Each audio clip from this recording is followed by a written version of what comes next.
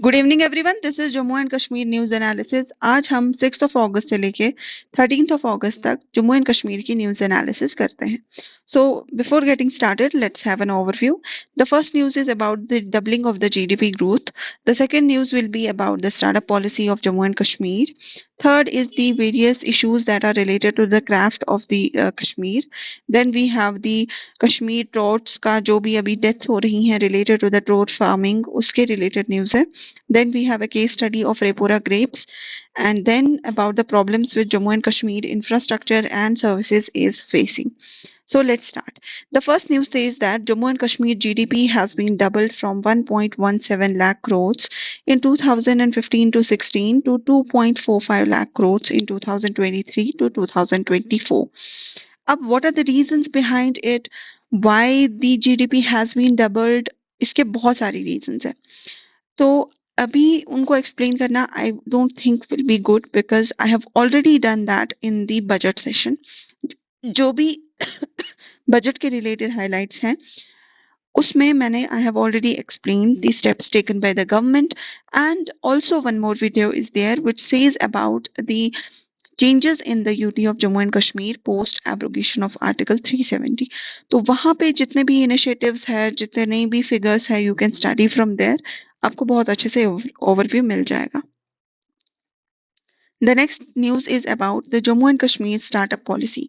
सबसे पहले किसी भी स्टार्टअप को स्टार्ट करने के लिए वी नीड फाइनेंसेस ज़रूरत होती है, क्लियरेंसेस ज़रूरत होती है, गवर्नमेंट की एक पर्टिकुलर इकोसिस्टम, बिजनेस इकोसिस्टम ज़रूरत होता है. तो ये सारी चीज़ें now the government is providing, trying to provide through its Jammu and Kashmir startup policy.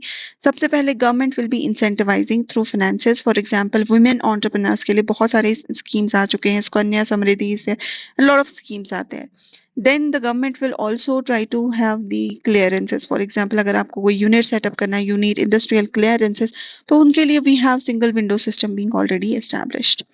Then about the ecosystem, मतलब for example मुझे अगर कोई startup start करना है तो I am a new entrepreneur in this field, मुझे exposure नहीं है, तो I will be having a good mentoring and connecting to the aspiring entrepreneurs. एक network रहेगा, social fabric रहेगा, social capital develop करना भी under the startup policy आता है. The next news is about the Kashmir's craft legacy which is under threat.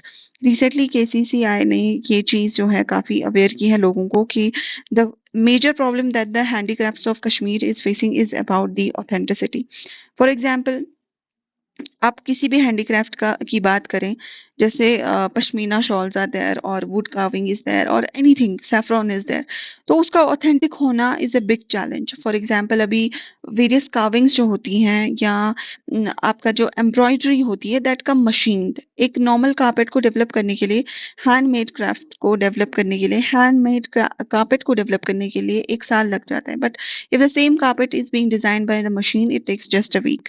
तो वो authenticity कैसे रहेगी, this is the major challenge.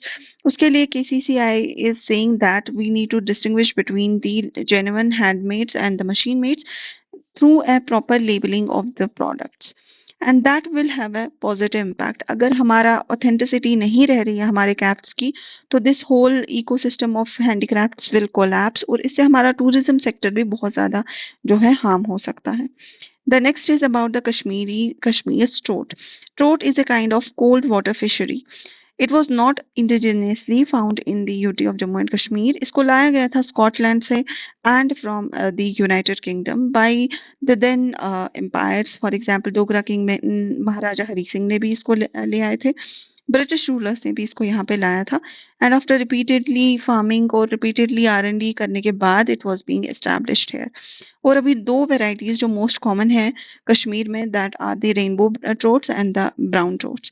And अब what is special about the trout farming, about the trout fishery of Kashmir is that ये जो फिश होती है, the fish trout fish of Kashmir, it has very less scales. इसकी bones बहुत tender होती हैं and this is less spongy, जिसकी वजह से ये डिजीज फ्री भी बहुत ज्यादा रहती है और एक हेल्दी चीज है. फॉर एग्जांपल मोस्टली मछली में जो मेन चीज होती है वो कांटे होते हैं, उसके बोन्स होते हैं, तो they are boneless. That is a very big advantage of the trouts. अब लेकिन इसमें बहुत ज़्यादा चैलेंजेस आए हैं। जो ट्राउट फार्मिंग है, जो ट्राउट्स का पॉपुलेशन है, दैट इज़ बीन डिक्लाइनिंग। जैसे रिसेंट हमने जो पिछले एनालिसिस में पढ़ा था कि दाची गांव में around 2000 about trouts died because of the bleaching powder being used. That is not one of the only the cause of the death.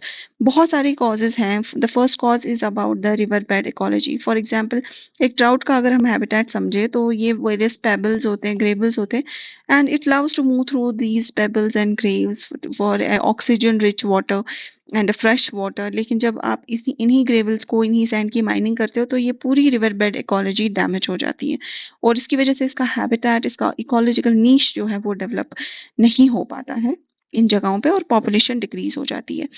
अब हम ऐसा भी नहीं कह सकते कि fishing should be band, because एक लिमिट होना पॉपुलेशन पे इम्पोर्टेंट है। इसलिए पुराने ज़माने में क्या होता था, 6 फिशेस पर रिवर जो है एक रिवर बेड आपको कैच करने देते थे, तो there was a limit on it. But अभी देखिए जैसे ब्लीचिंग कर दी तो 1500 2000 फिशेस मर गई।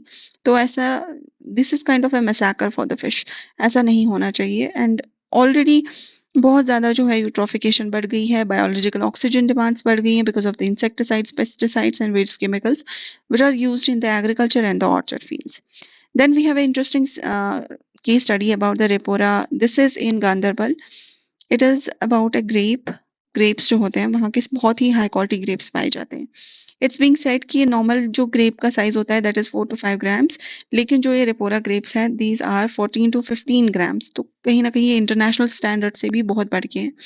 और इनको जो लाया गया था, these date back to the Sufi saints जो यहाँ पे आए थे, शेख नूरुद्दीन नूरानी रहमतुल्लाह अलैह, उन्होंने यहाँ पे इन ग्रेप्स को लगाया था। एंड महाराजा हरी सिंह ने भी इनको काफी ज्यादा बढ़ावा दिया था। Then we will talk about the infrastructure of the Jammu and Kashmir. अभी जो है, फॉर एग्जाम्पल, हमने लेटेस्ट एनालिसिस में भी पढ़ा था कि we are actually coming up with 1.26 lakh crore of investment.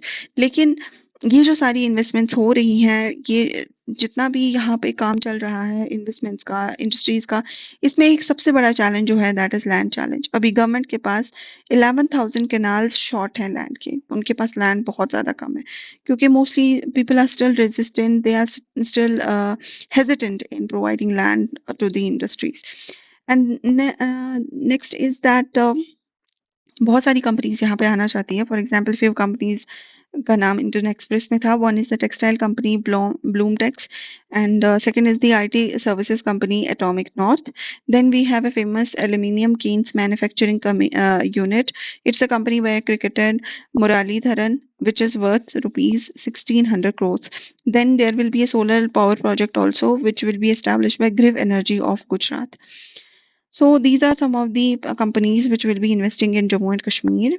And this was a news. This was the Jammu and Kashmir related news in the previous week. We will be back with more news in the next week. Till then, have a good day ahead.